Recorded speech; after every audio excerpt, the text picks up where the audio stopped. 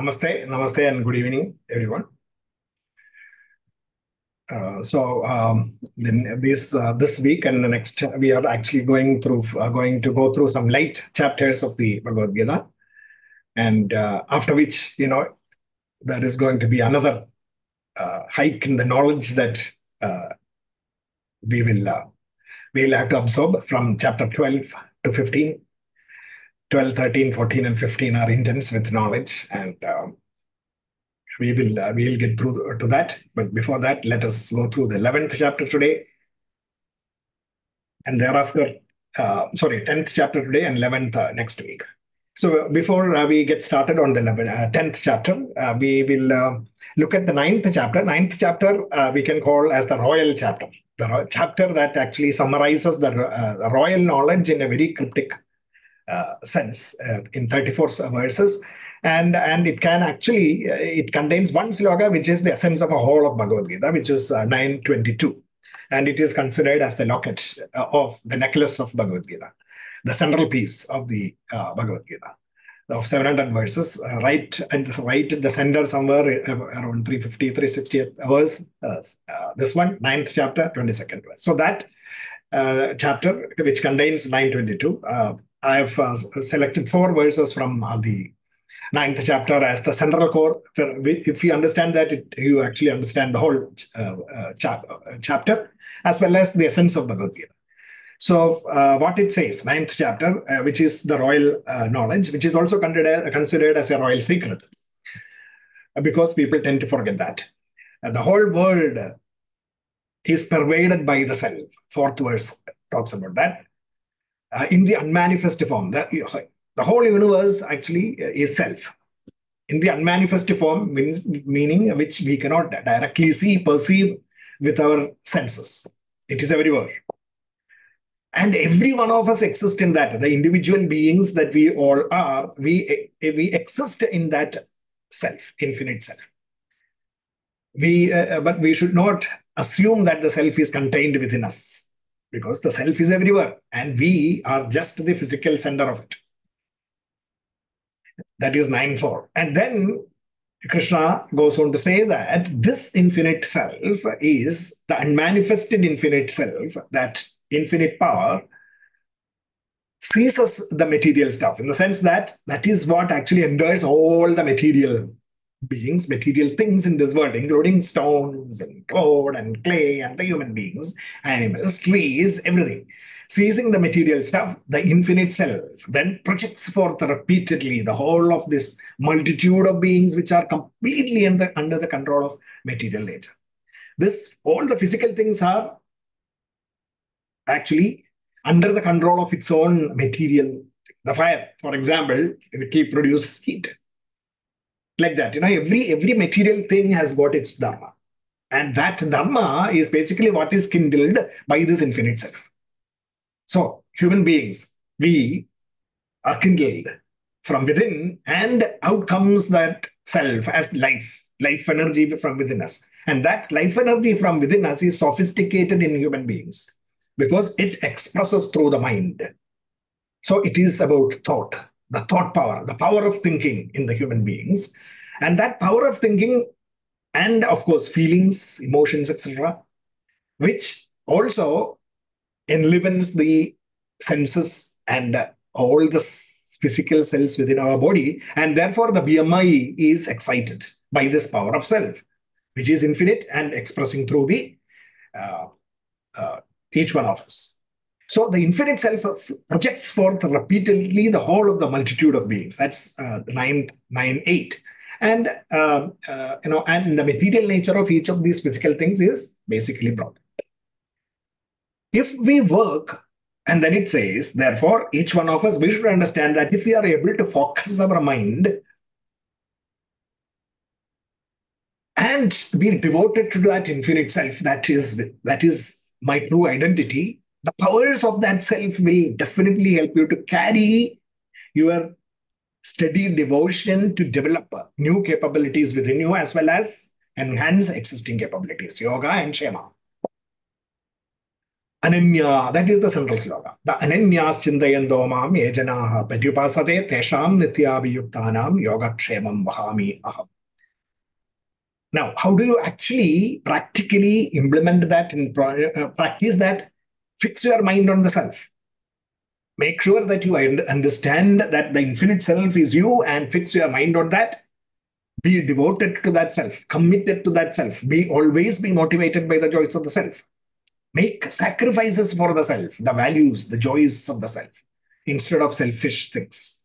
Selfishness, don't bow down to selfishness, but bow down to selflessness. By concentrating your mind thus and accepting the joys of the self as the supreme goal, you shall definitely attain that to the state of the joys of the self or the self. That enjoying the joys of the self is the state of the self. So you can reach to that point. That is the essence of all Bhagavad Gita, of Gita intelligence. In whatever activities that you are engaged in, make sure that you think intensely about that self. Be motivated by the joys of the self. In other words, be inspired by the self. And with devotion and with full focus, one-pointedness, ananyas chintayanto mam, paryupasate, worship that self. Meaning, gear your thoughts, mold your thoughts towards only the attainment of the joys of self, or selflessness is your motive. And you engage in actions in this world. That means you are expressing the self in your actions. So that is the whole of Gita. In essence, the 9th chapter gives us that in 4 verses, which can actually be summarized in English for phrases in English. Self is infinite. Then, enlivening the body, that infinite self exhibits our mind's characteristics. Therefore, have faith in the self. The mind is tuned to be tuned. Faith in the self will develop and maintain the capabilities of the mind. Develop yoga, maintain kshema, capabilities of mind. Yoga kshemam vahami aham. For that, what is the process? Focus, be devoted. Your pure motivation is selflessness, inspired by the self, and have humility in all your thoughts and actions. That will help you to attain self. That is, you can even call it as the essence of the Bhagavad Gita in the 9th chapter. Okay, so with that, so you can now imagine all of us, we have gone through 9 chapters now. From this, the most simple way you can understand the Bhagavad Gita is to understand that I am the infinitude. And that infinite, unmanifested self is now manifested through me, through my physical body, which means that it is through the mind and the intellect and the body that infinite self is now expressing through me. Now, I have a mind with which I can actually try to understand the self, infinitude, even though it is beyond the senses and, beyond the scope. Just like, normally we talk about infinitude as something that you cannot even comprehend properly. So that infinite self is something which is difficult to comprehend, yet we can put in our effort to understand that. And for that, we are provided with a physical tool, which is the mind. And using that mind, you try to connect with that self, understand the self and its infinitude. By understanding that, the universal dharma, value systems of coexistence and expansion. Universal value system that Sanatana Dharma defines as the sole purpose of this whole universe is coexistence and expansion. And that is the physical forces, the manifested forces with which the universe exists. And it is exhibiting in the manifested way. You exhibit it as, gravity forces and electromagnetism and things like that in the scientific sense. But in fact, you can see the whole planets are in motion in a specific order, in rhythm, and without colliding with each other. How? It is all because of one force, that is gravity. The gravity that is experienced by the planets, as well as the gravity of the sun that controls all this. So you can see that is the law of attraction. That is actually influencing our mind also as what is called as, coexistence, the power of coexistence, compassion, love, truthfulness, etc. All these things are reflections of those forces. And expansion, we always try to reach out from the limited state that we think that we are in. And what is the expansion that is required? It is to infinitude, because that is my real identity. So from limitedness to unlimitedness is the expansion that we strive for. The universe is expanding. That expanding forces are nothing reflecting within our mind as the infinitude. Our what do you call as the mental attitude of striving to reach out to the infinitude is basically what is the reflection of the infinitude within us. So coexistence and expansion comes out as value systems from within us as satyam, dharmam, shanti, premam, ahimsa, etc. Truth, righteousness, compassion, peacefulness, and coexisting with each other. Coexistence and expansion, two simple terms. And this coexistence and expansion are the forces with which our mind should resonate. When our mind resonates with coexistence and expansion, the value systems of coexistence and expansion, what is happening is our mind is in resonance with the infinitude. And that is the state of self. That is the state of self. Instead, when the mind is influenced by our physical pleasures, our mental whims and fancies and intellectual arrogance, etc., which is basically in control of the ego, the selfishness, then what is happening is we are getting out of that infinitude into our limitedness and working for our physical gains. Selfishness. So Gita is now teaching you what a real self is. And that self, therefore, as I said, is the force of coexistence and expansion expressing through our mind. And when it expresses through our mind, how does it come out as glorious expressions of the self? That is basically what the 10th chapter is all about. It is called as the Vibhuti Yoga. So it is the natural corollary of the 9 chapters here that Krishna has to speak about that. He wants to now show you the glorious manifestations of the self through the mind by examples, through examples. So before that, he defines what the self's manifestations are and then goes about giving something like 80 plus examples. 82 examples. I think if you can really count that, you will find that there are 82 magnificent examples given as practical, things that we can comprehend and we can perceive and see. So he gives examples based on, of course, the examples that can be cited when Vedavyasa wrote this. Now, if we actually project that into the different ages, we can actually project and see this vibhutis in our current day world also. So that is something which is left to you as exercise to find out. But let us look at what Krishna told Arjuna. The 10th chapter, Vibhuti Yoga. So Arjuna was very eager to know this. He actually understood what this infinitude is, what this self is, etc. But still, he was eager to listen to Krishna elaborate that a little bit more so that it becomes easier. Maybe Arjuna foresaw that, generations of people coming after me will probably be hard pressed to understand this. And therefore, he is trying to make it simpler for each one of us by asking questions to Krishna. And Krishna is now giving more and more details. The glories of the self are not evident even to those who are blessed with inherent capabilities. The people who have inherent capabilities, meaning who are blessed with devas, inherent capabilities are devas, each one of us. So even those people who have inherent capabilities, or people who actually go through rigorous practices and, meticulously try to gain experiences, both of them, they try to understand these difficulties, go through these processes, still they are not able to actually understand this infinitude. This is, Krishna telling Arjuna that, Arjuna telling Krishna that this is the reality. Therefore, please go and explain this. And therefore, Krishna now starts off that. One who can understand that the self is unborn, eternal. There is no beginning for the self. You see, it is infinitude, beginningless, that is beginningless. And it is the supreme power that is within me and within and outside, everywhere, impervious to all of us, but everywhere and within us as expressing through the mind, enlivening the mind. If we can really understand this, comprehend this, understand this, and try to live by that, then they will be immediately released from all the limitedness that we are suffering from.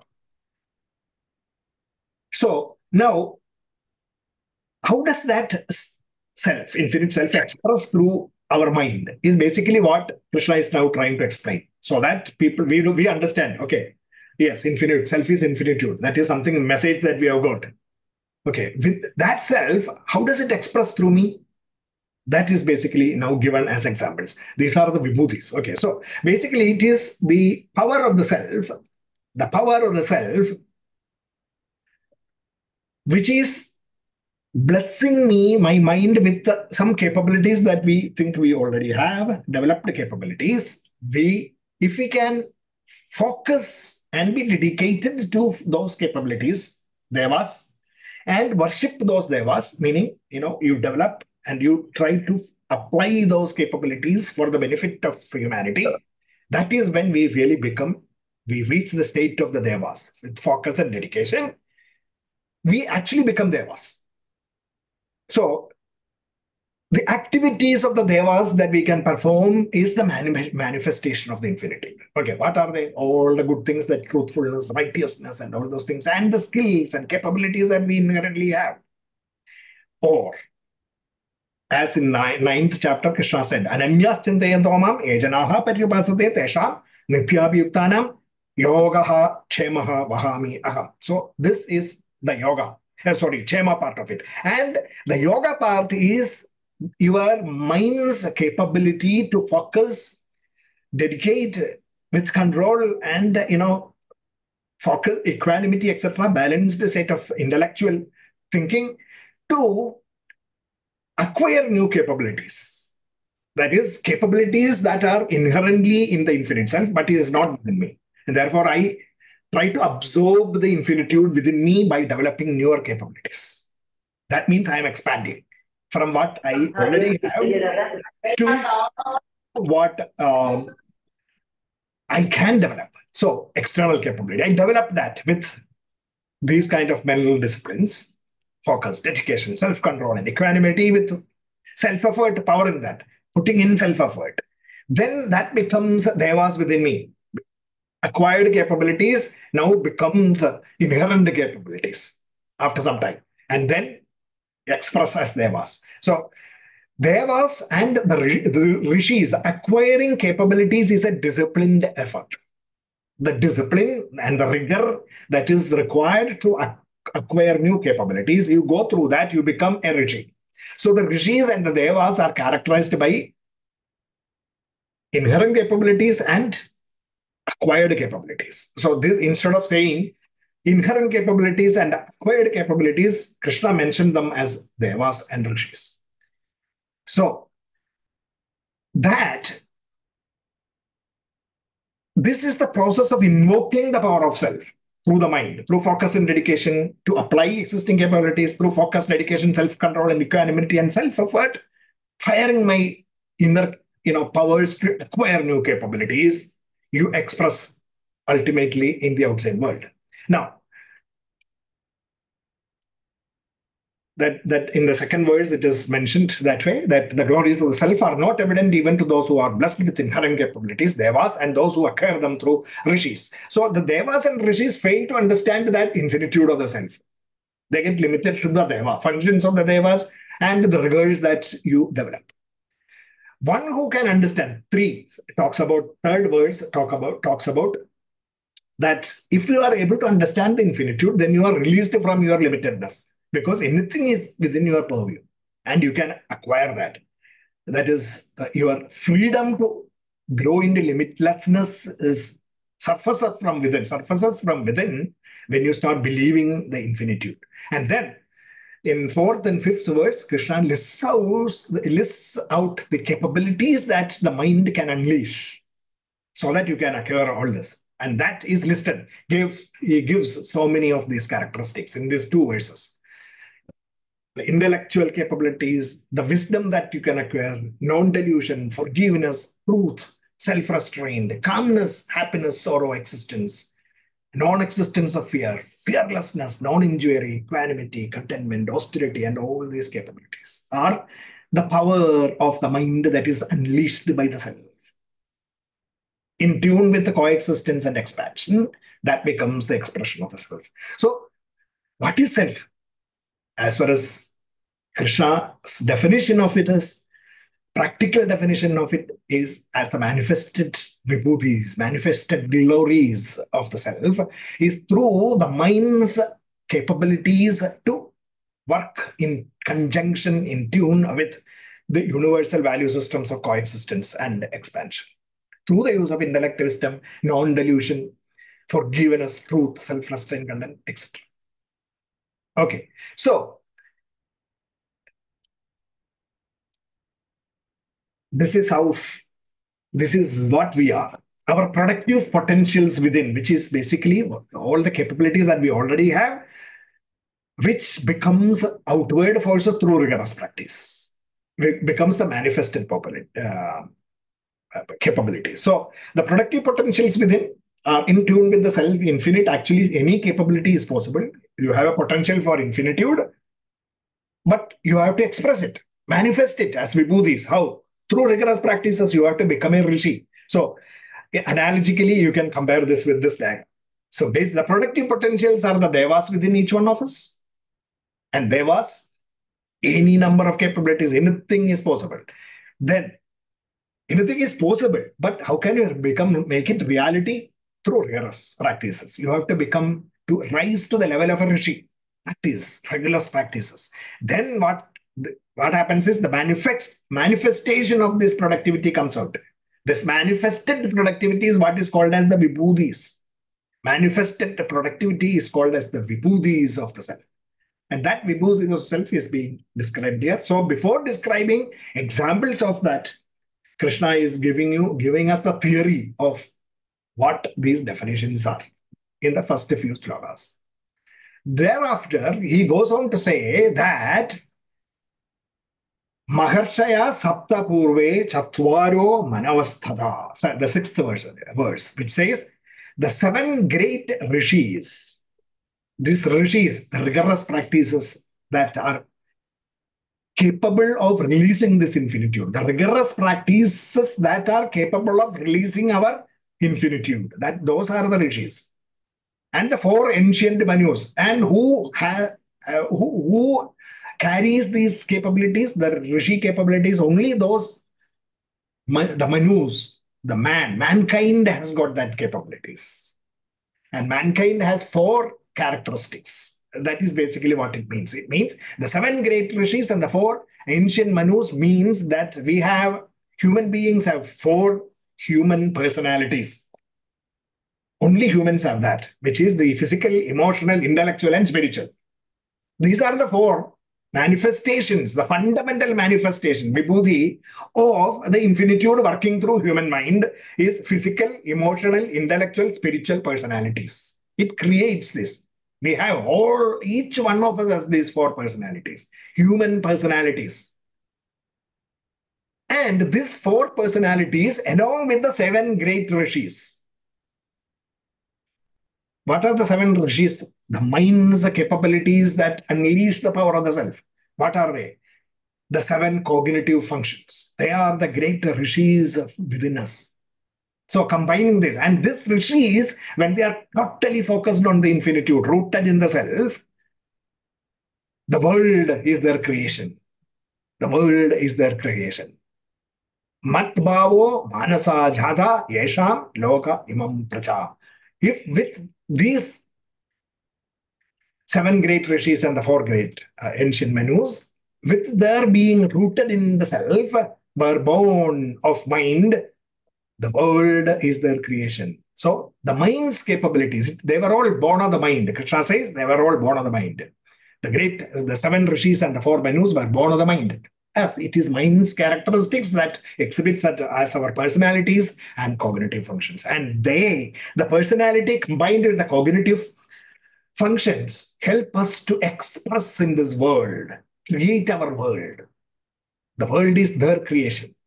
The seven great rishis and the four ancient manus, with their being rooted in the self, were born of mind, and the world is their creation. What does it mean? It means that the self, infinitude, working through me, empowered my four personalities within me. And this personality is combined with the mind's capabilities, cognitive capabilities, created this world. What are these cognitive? The modern neuroscience actually has come up with a list of these cognitive capabilities. There are 7 cognitive functions. That is learning, the power to learn, to acquire new things. The power to think, fundamentally the power to think, the power to reason out, connecting together pieces of information, the power of being able to remember things, memory, and using this to solve problems, the power or capacity to solve problems, and also to make decisions. And there is also one more cognitive capability which actually binds all this together, which is the power of attention, to focus on something. So this learning, thinking, reasoning, remembering, problem solving, decision making, and thinking, and attention are the 7 cognitive functions of the mind. These, when they combine with my emotional, physical, intellectual, and spiritual personalities in a balanced manner, integrating all those things, that integration of the physical, emotional, intellectual, and spiritual, the BMI with the self. The BMI with the self is basically what? That is the process of tapping the infinitude and becoming like a rishi. So, to manifest the glories of the self into this world, you can imagine how we can actually start thinking in terms of coexistence and expansion, thinking in terms of learning what coexistence and expansion is, thinking constantly about coexistence and expansion, reasoning out situations, and reasoning out. So you are using your viveka to differentiate between the path of the good and the path of the pleasant, and trying to remember your experiences, value systems, and to solve problems in this world.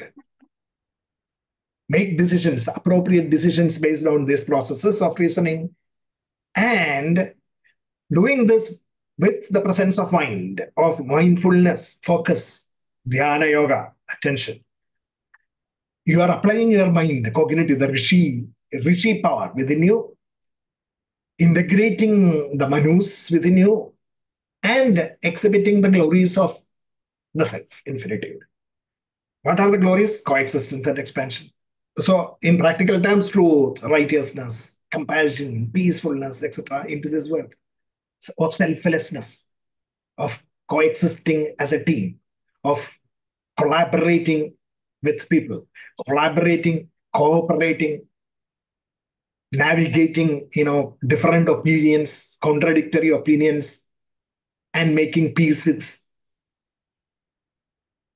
the elements that can make progress. Yajna, and therefore it becomes yajna, tyaga, samarpana, prasada bhavas within us. So that is why Karma Yoga, initially we started with Karma Yoga. So now we are actually going into the nitty-gritty of it and trying to understand what makes yajna bhava, tyaga bhava, prasada bhava, etc. and samarpana bhava become physical in my thinking and actions, manifest within me. Vibhuti is within me, as with is. How do you do that? You use the mind. You actually raise your mind to the state of the rishis. The 7 cognitive functions are the rishis within us. So you have to raise the mind to those levels of learning, thinking, reasoning, remembering, problem solving, decision making, and attention, and integrate the 4 manus within me: physical, emotional, intellectual, and spiritual. So now that what you call the theoretical essence of how yajna, tyaga, samarpana, prasada bhavas can be integrated into me is now, and then bring out the magnificent or glories glorious manifestations of these value systems. Yajna, Tyaga, Samarpana Bhava. So Yajna Bhava is an attitude.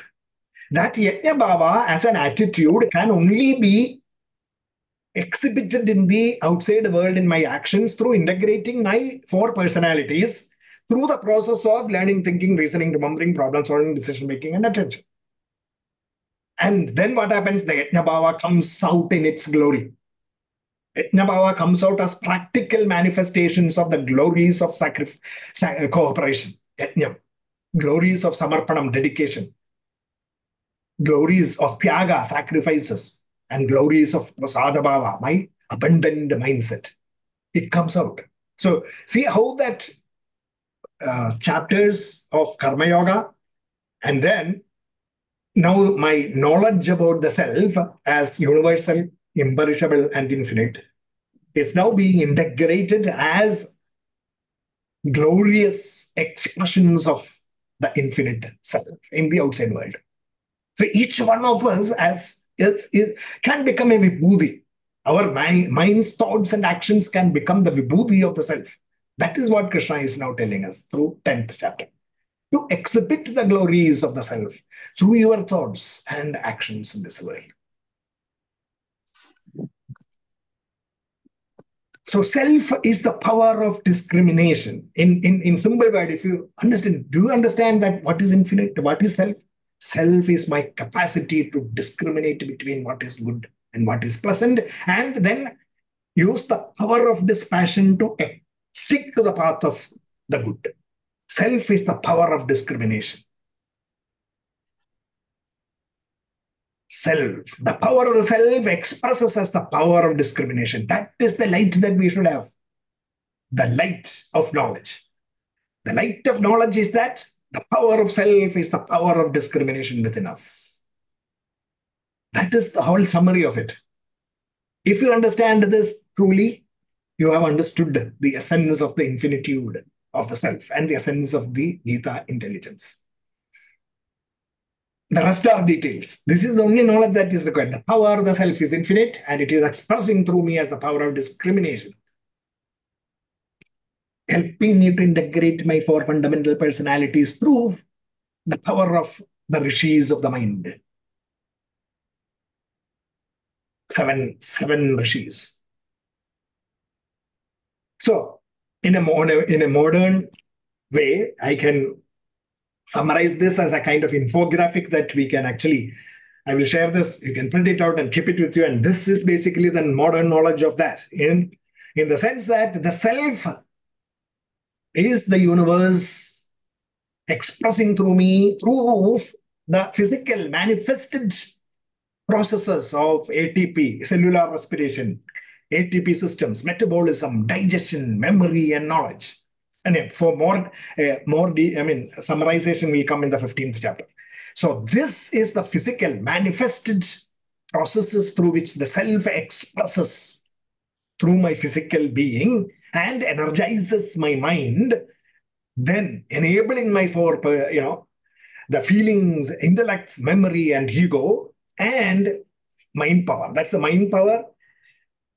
The developed capabilities are my intellect, intelligences, logical, analytical, numeric, quantitative, verbal, linguistic, visual, spatial, musical, rhythmic, bodily, kinesthetic, and interpersonal. These intelligences, but ultimately they are actually energizing the mind's cognitive capabilities. Is basically what even modern science says, that this intelligence, this description of the intelligence is not really enough. You need to go deeper and get to the nuts and bolts level of these intelligences. What is it? That is the power to learn, think, reason, remember, solve problems, make decisions, and be attentive to the cognitive functions. To create the world of knowledge, the thought power, which gives us the thought power, which makes the world of knowledge. That is the world. This is what Krishna said, summarized. So this is the self, is the power of discriminative intelligence, expressing truth and creating this world that each one of us create.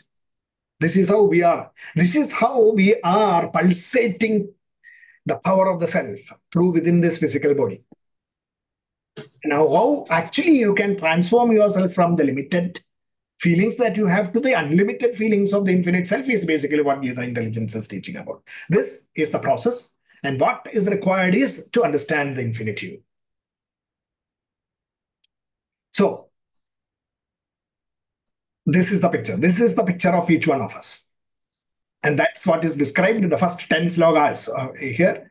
And then in 11th, Krishna says that the self, as if by compassion, destroys the darkness of ignorance by the luminous lamp of knowledge. Through this, Devas and the Rishis, the self, makes us become knowledgeable through the process, this integration and the mind's thought processes. It helps us to actually connect with that infinitude. This, by 11th verse, he summarizes this process.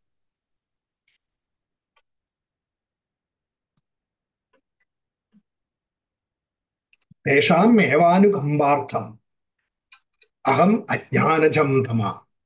That ignorance is removed by that power of the self, as if by compassion. It blesses you. Lovingly, it bestows on us that knowledge through these processes. Every mind has got this capability.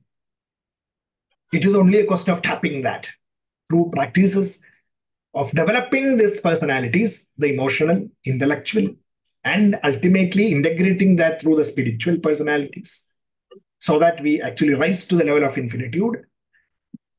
How? Through the mind's cognitive functions. That is the 11th verse. So this chapter, and therefore, I can also summarize some of the terms. The essence of the existence of the power of self as the basis for every one of us is that self. Every one of us is the self. That is the essence. Can you understand that? That unification is basically what is called as yoga. If we are able to understand that the infinite self is every one of us' identity, the identity for each one of us, the same self, the infinite self, that unification is called as yoga. Your mind's understanding of the fundamental principle that the infinite self is the same in everyone, that I, you, me, and the trees, the plants, everything is but self only. That mind's understanding is what is called as yoga. The manifestation of varieties of specializations, because it is expressing through a mango tree, a mango comes out. If it is expressing through a human mind, if it is expressing through the human mind, and the mind's capabilities are exhibited. So the manifestation of the varieties of specialization is the glories of the self. Expression, manifested expressions is the glories of the self. This glories of the self is called as vibhuti. Vibhutis. Multitude of vibhutis can be exhibited.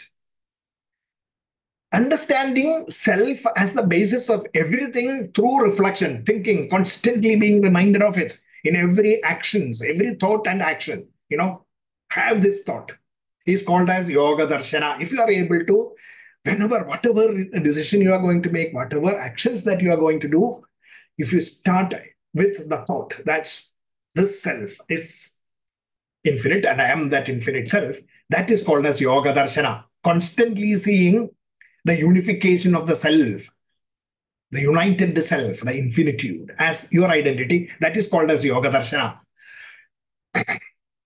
And experiencing what one sees outside through the perceptive senses. You perceive things in the outside world, and every time you perceive things in the outside world, immediately you identify with it as the glory of the self. You are seeing the glory of the self. I am seeing the glory of the self. When you see a splendorous early morning sun rising and a beauty of nature, you see that the self is expressing. Like that, everything that you look outside, the glories, if you are able to see that, that is called as vibhuti darshana.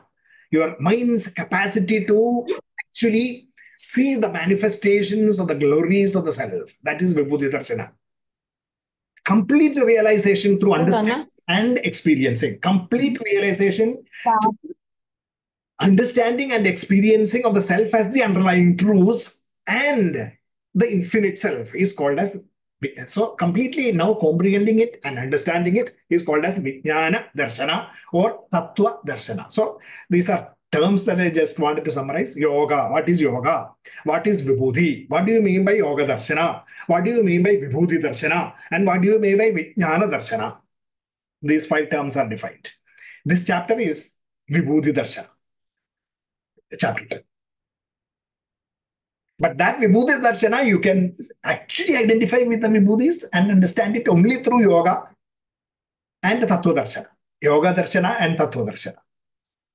Okay, so that is why I just defined these terms here. Because we keep, in these terms, we keep hearing in discourses without fully understanding what it really means. This is what the essence of it is. Understand these terms, yoga, Vibhuti, Yoga Darshana, Vibhuti Darshana, and Tattva Darshana or Vijnana Darshana as these things. So I am sure that reflecting on whatever we have learned so far, you should be able to appreciate what is yoga and this Yoga Darshana and Tattva Darshana is.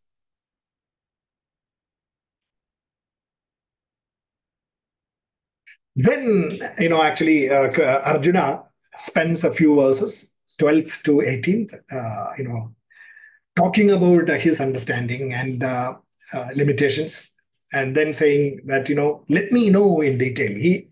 He actually pleads to Krishna that, yes, I have understood it. I know I have understood it, but still I'm personally, I'm convinced also, but still I want to, I want to hear about it through examples. Let me know in detail the power of the immersive glories. Immersive glories are immersive in the sense, you are all embedded in the glory. We are all embedded in the glory. We are now talking about, in new technologies and the immersive technologies, IoT, immersive technologies, augmented reality, and virtual reality, and all those things. Actually, we are all part of that, what you call as the immersive glories of the self.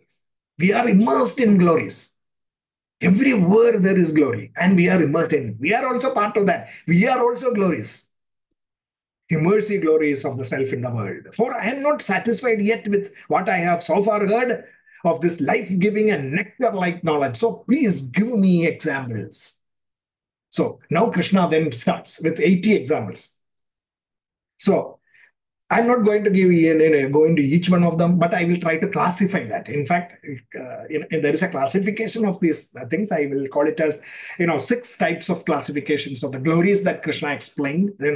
82 examples are given from various examples. So what are those examples? Natural glories from nature. Glories from nature.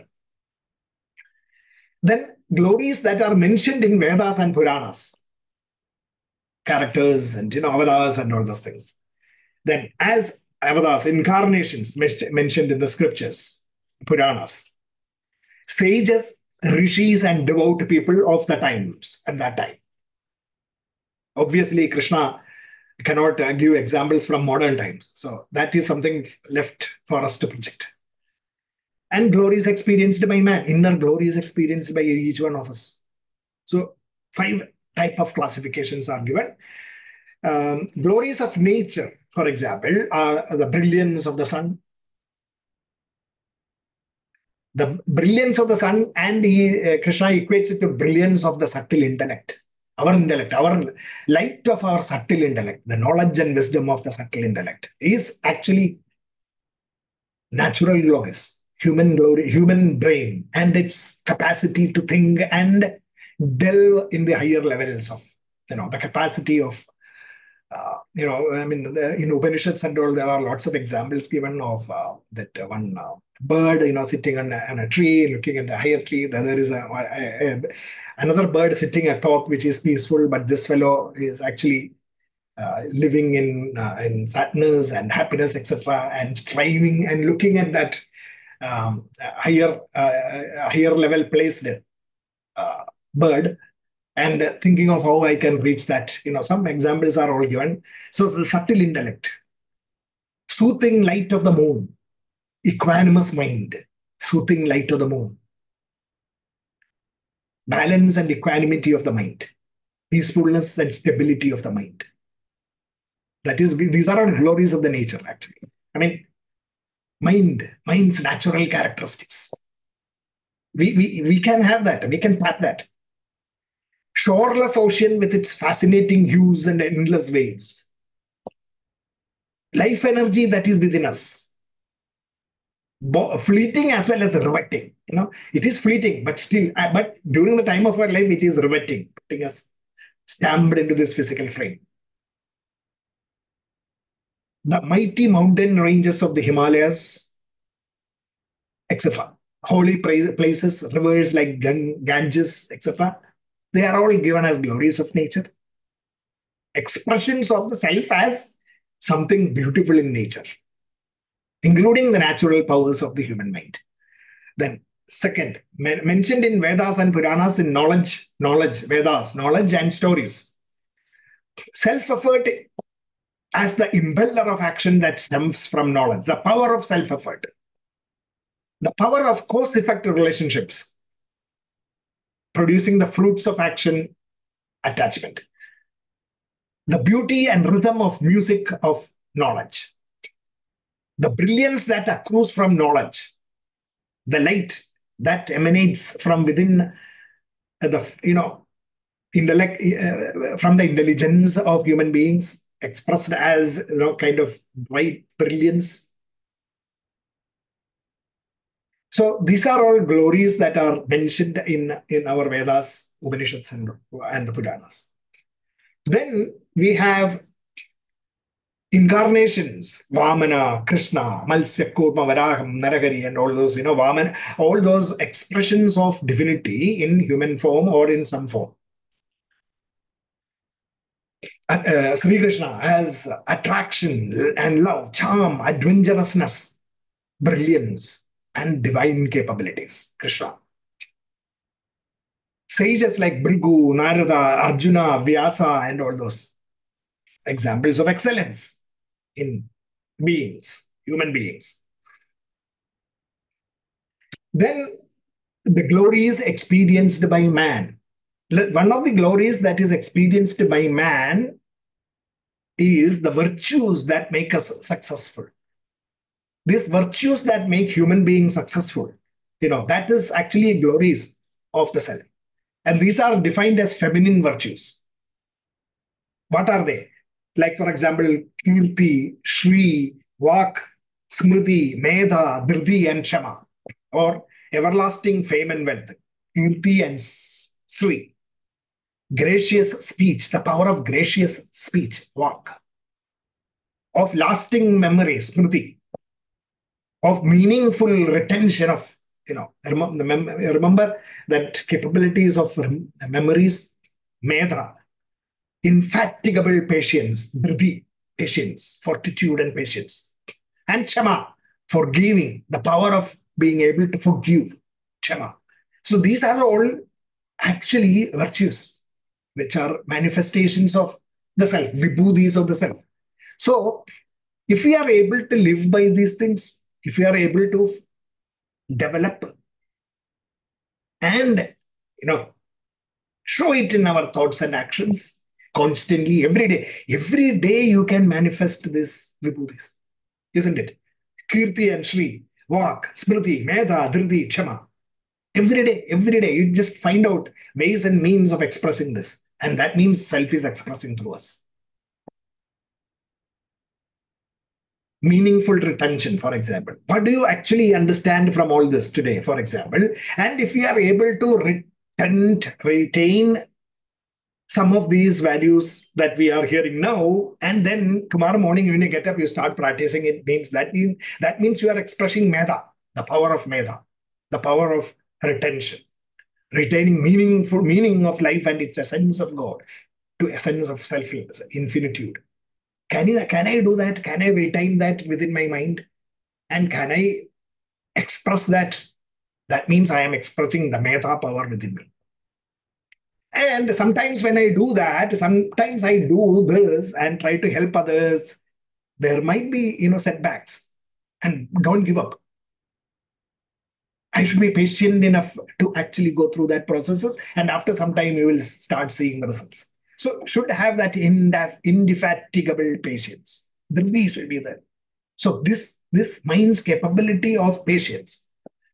And, can I forgive can I forgive? Now, when you are in powerful situations, if you are able to forgive, that is when the actual, the expression or the manifestation of the vibhuti actually comes out from within you. So we can actually see various examples in life and then try to live by that, by expressing these glories, and therefore we experience that. So when we actually do like this, express these things in the outside world, that is when we experience the self. I am experiencing the self. This is individual. Outside, you see the glories in nature, and you can read about the stories, the Vedic teachings and Puranas, the stories of incarnations, etc. And read about the sages, rishis, devout people, and successful people all around you who are doing good things. That is all examples, case studies.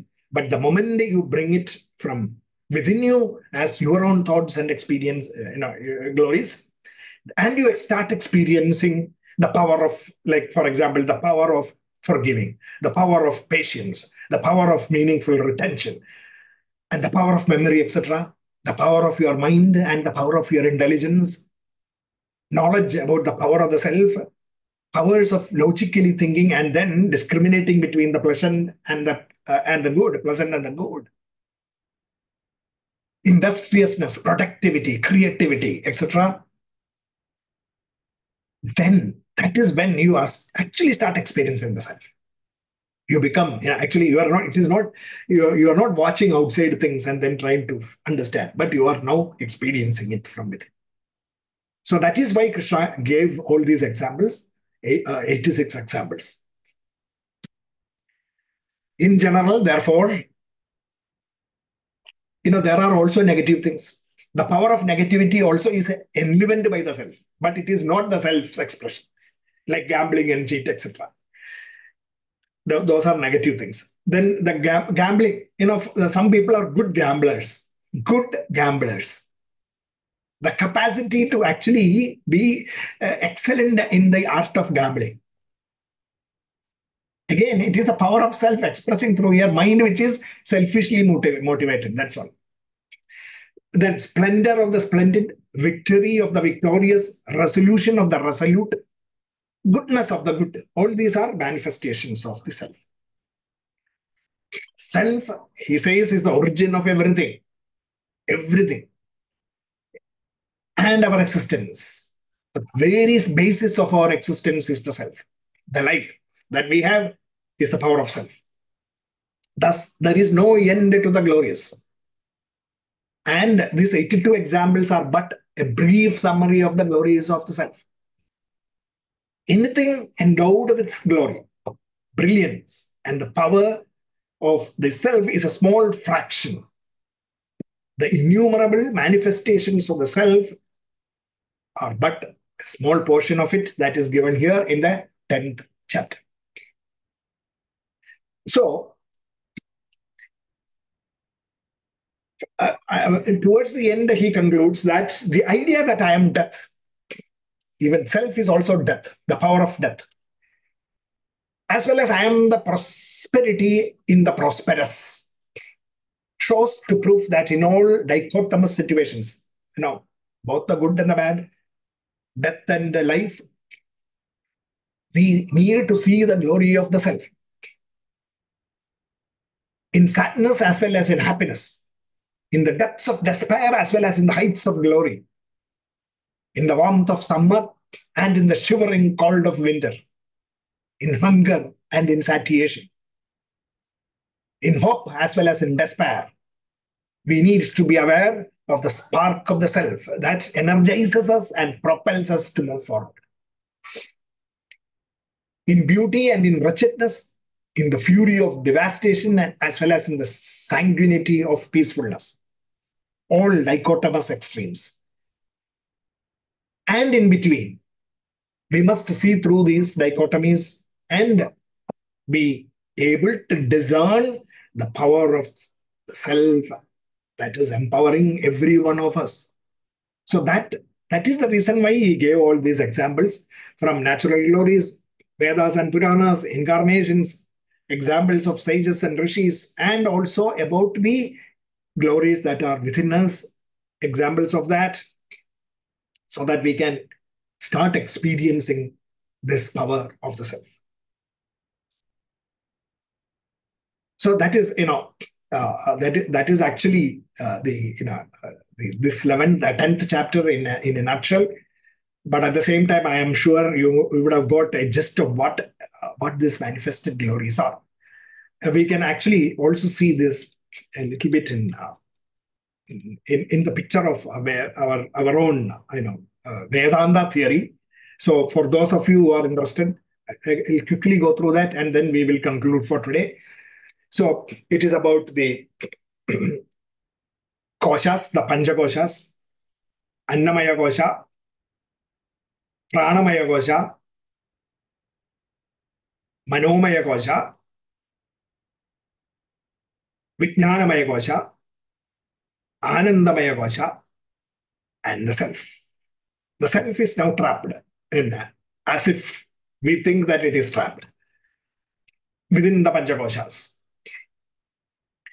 So we have, if you look at it this way, as instead of the concentric circles view, let's look at the self, empowering our vasanas, Anandamaya Koshas, wisdom, intellectual, Vijnanamaya Kosha, and mind, love, compassion, etc., life energy in the Pranamaya Kosha, and the physical organs, the Annamaya Kosha. This is what basically we are. And if there is no ego, let us say there is no ego, then joys of the self will be expressing as the manifested glory. If there is no ego, dispassion, discrimination, discipline will be the result, outward result. And this now starts the manifestations: dispassion, discrimination, discipline, equanimity, clarity, etc., in the intellectual and in the mental planes. Intellectual and mental planes, we have this. And in the pranas and in the Pranamaya Kosha, we have the power of perception, excretion, digestion, circulation, and thinking. These are flows of thought. And working through the organs of perception and action, Panchendriya and Karmendriyas. So this is how, with no ego, this translation of the self happens, ultimately to organs of perception and action, thoughts and actions in the outside world. But what is happening is, there is something called as ego, the ownership that this material thing traps us with. And that, in that scenario, the same things happen. Like, for example, vasanas and knowledge, wisdom becomes gross knowledge. When we don't think about higher value systems, but we are entrapped in gross knowledge. And instead of love, compassion, etc., prejudice rules. And life energy and organs are still the same. The powers are the same. Instead of the joys of the self, ego satisfaction becomes our driving force. And what happens in the intellect? Conceit, greed, jealousy, indulgence results. And when that becomes the manifested glories of the self. Instead of the glories of the self, it becomes manifested glories of the ego. This is the manifested glories of the self. Here it becomes the manifested glories of the ego. Creating not equanimity and clarity within our mind, but likes, dislikes, and doubts. And as far as perception, excretion, digestion, circulation, and thinking are concerned, those powers are intact. It will be working and driving us through the organs of perception and action. But because of this motivation for ego and the motivation for joys of self, they being different, what is happening in the outside world will be completely different. We are driven normally by this ego satisfaction, and we live in this world in selfishness. That is what is happening because of the ego. So this is what our Advaita Vedanta postulates. And this is how we are, we can, and this is what has been analyzed in the Gita intelligence also. So if you look at it as a different picture, you can think like this. Again, I'm trying to just equate some of those terms in Vedanta to this. Those of you who are aware of it, they can connect. Others, not important that you should worry about this at the moment. For example, again, the same thing. Self, Anandamaya Kosha, is the seat of Sattva-Rajas Tamo gunas, the vasanas, gunas. This is another way of depicting the same thing as concentric circles. And then we have this intellectual, Vijnanamaya Kosha, ego, knowledge, and wisdom is in the Vijnanamaya Kosha. The Manomaya Kosha, emotions and feelings. And in the Pranamaya Kosha, the physiological processes, Panchapranas. And in the outside world, organs of perception and action. This is our picture. This is the anatomy of the human being, the Vedantic anatomy of the human being. And this is basically in the Upanishads defined as the three states of consciousness, which is, the self and the vasanas, prajna state. That is the deep sleep state. These things are active. Taijasa state, in the dream state, we have the ego and the emotions working. And in the Vishwa state, everything is working. And in the outside world, expressing and creating the world that we live in. That is Prajna, Taijasa, and Vishwa. Just to equate that, the Panja Koshas, how that is represented. Now, actually, this is the microcosmic world. So, this is the picture of each individual. The Veshti world, individuals. Every one of us is like this. We can actually translate analogically into the outside universe, the whole universe. That is the Samashti. Same thing. You can, just see this, the self, that is pure formless energy. Patterns, motion, and inertia, the vasanas. Patterns, motion, rajas, inertia. Patterns are the sattvic, knowledge part of it. Motion is the rajas part of it, and inertia is the tamasic part of it. Just like, we have Sattva-Rajas Tamo gunas and the vasanas. Similarly, we have the patterns, motion, and inertia in the universe. And then we have the Vijnanamaya Kosha, which is corresponding to the laws of nature, universal energies. And then the Manomaya Kosha's equivalent is, the powers of expansion, attraction, entropy, and all those things. Okay, this is scientific notations. And then we have this Pranamaya, the prana, the life energy, forces, and the dark energy, life energy and the dark energies of the universe. And ultimately, atoms, stars, galaxies, and dark matter, the making of the Virat, the universe. So you can see the same things as for the individual. We have Prajna, Taijasa, and Vishwa. Correspondingly, we have Ishvara, Hiranyagarbha, and Virat. This is something that we have passingly mentioned previously, but we don't have to go into this detail because Gita intelligence, Bhagavad Gita does not focus on this. Even though I just wanted you to connect with this, that's all. And just to show you this connectivity of the Samashti, Veshti, and the Samashti. This is the Samashti, the macro, previously individual, the Veshti, the individual is shown here, and mapped to the Panchakoshas. Exactly the same thing. Everything is mapped neatly. Same thing. Okay. Into the world. Just want to show you this. Want to show you this, and these are the manifestations of the self. The physical and the unmanifested, combining to the Purusha and Prakriti, all combined together, and we are now seeing it as a universe. The same thing, we are seeing it in our individual also. So, just to show you the glories, the manifestation. You look around tomorrow morning onwards, when you look around, you should see the manifestations and glories of the self. Everywhere it is just manifestation. It is the same thing that is happening within me as well as outside, everywhere, covering me with the physical things, my Panchabhutas, through the Panchabhutas, and the Panchakoshas. Panchakoshas constituted of the Panchabhutas. Annamaya Kosha, Pranamaya Kosha, Manomaya Kosha, Vijnanamaya Kosha, Anandamaya Kosha, the self inside. expressing. That same Annamaya Kosha is the universe, what we see outside. Instead of my physical body, we have the physical universe, the Virat Sura, Virat Rupa. And then, of course, the life energy, the dark energy systems that run this universe, and the powers of attraction, expansion, entropy, laws of nature going inside, which controls this the universal forces which control this universe. And fundamentally powered by the vasanas of this universe, which is patterns, motion, and inertia, and the pure formless energy, the self. See, if you really care to actually look at these similarities, you will see the things, within me as well as outside. Everywhere, it is the same structure, exactly the same structure, powered by the same infinite energy. If you can actually think about these things, reflect on it, connect your intellect with this, knowledge, and then you will start feeling impervious with the self, infinitude. And that is basically what Krishna was trying to do through this Vibhuti Yoga.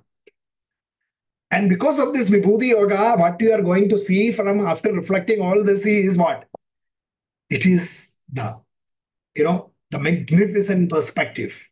You are going to actually start seeing the magnificent perspective of the 11th chapter. What is the 11th chapter? Krishna. Actually, that complete vision is basically what Arjuna is now going to be shown. In the sense, Krishna showed that Virat Rupa. That means that Arjuna's mind opened up to that infinitude, is basically what it means. Arjuna's mind opening up to this multitudinous universe, this Virat Swarupa of self, that each one of us should actually be able to comprehend that and start experiencing that. Just like Arjuna. Vishwarupa Darshanam. That Vishwarupa Darshanam is basically the subject matter of the 11th chapter, which we will come to in the next session. Today it has been a shorter session. We will stop at this point with the concluding mantra, and then we can discuss also if you have any clarity to be obtained from this. So.